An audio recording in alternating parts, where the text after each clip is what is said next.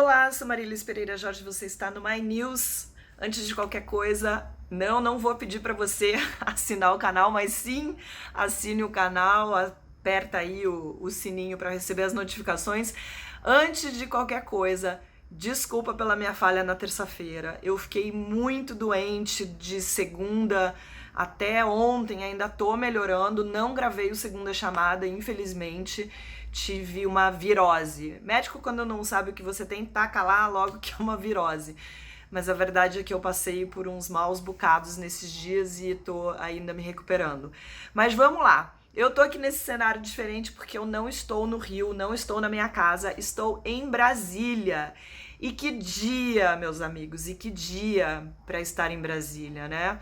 Eu tava lá no Congresso, visitando o Congresso, num dia que era para ser um dia de total marasmo. O plenário da Câmara estava vazio, hoje não tinha nenhuma votação, então os deputados aproveitaram já para viajar para as suas cidades bases.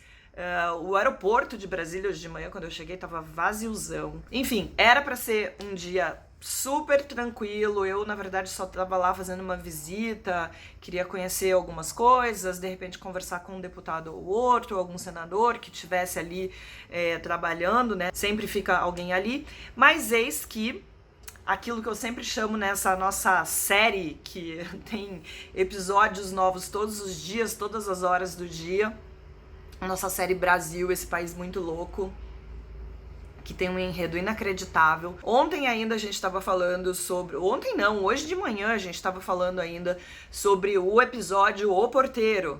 E era sobre isso que eu ia falar, comentar um pouco, porque tem várias perguntas que estão no ar aí que a gente ainda espera que sejam respondidas. Eu acho que simplesmente o Ministério Público dizer o porteiro mentiu não é resposta, né? Não é resposta para várias questões que surgiram.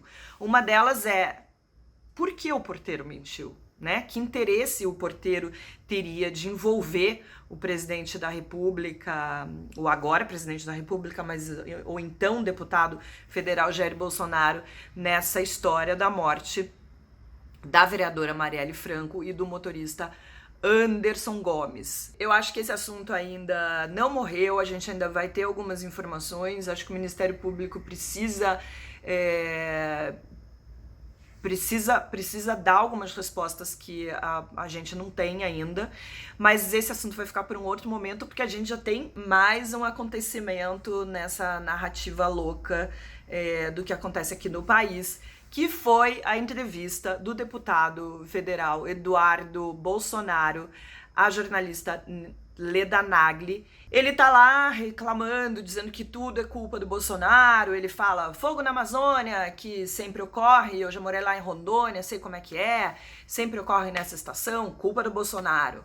Óleo no Nordeste, culpa do Bolsonaro. Daqui a pouco vai passar esse óleo, vai ficar tudo limpo, aí vai vir uma outra coisa. E aí ele fala a seguinte pérola: se a esquerda radicalizar esse ponto, a gente vai precisar ter uma resposta. E uma resposta pode ser via um novo AI-5, pode ser via uma legislação aprovada através de um plebiscito, como ocorreu na Itália. Alguma resposta vai ter que ser dada.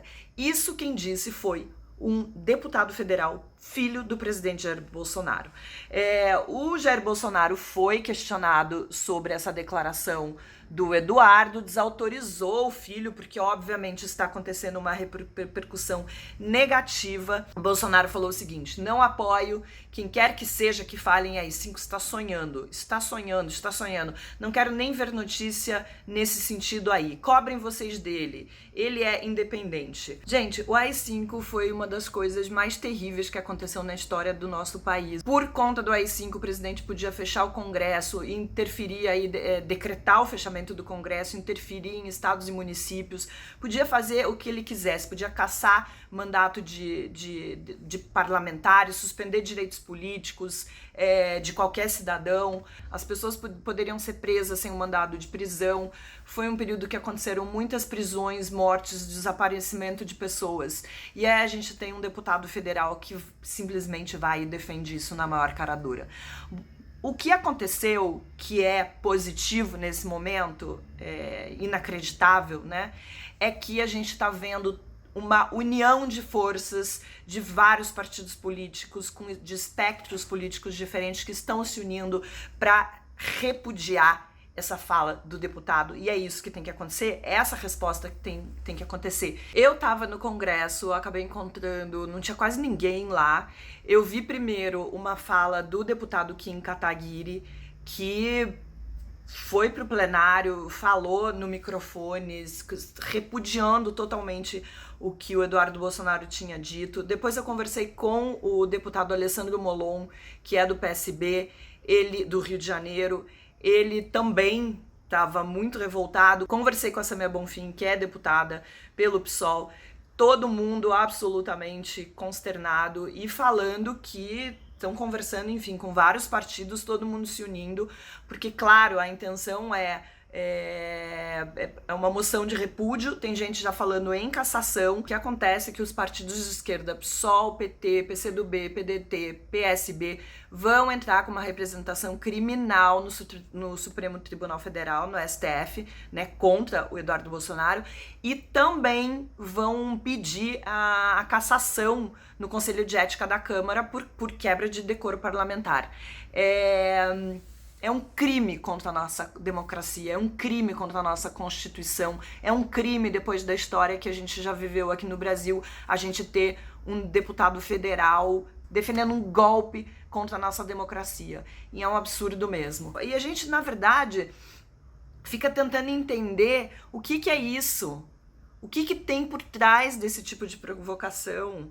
É um balão de ensaio? Ele fala isso para ver qual vai ser a reação nas redes sociais dessa gente, esse bolsonarismo, né? Ver exatamente que tamanho é esse bolsonarismo que apoia esse tipo de atitude. A gente sabe que tem maluco para tudo.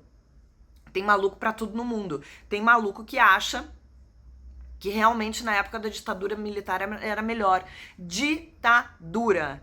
Eu acho que já tá bem claro o que é uma ditadura. E eu acho que a gente precisa analisar todo mundo aí que defende esse governo, que é pró esse governo, que fica falando da Venezuela, que a Venezuela é isso, que a Venezuela aquilo, que a Venezuela é uma ditadura. Vamos olhar um pouquinho e entender que esse tipo de comportamento que a gente vê tanto do Eduardo Bolsonaro, quanto, por exemplo, do Felipe Martins, que é assessor da presidência, que também vem com um discursinho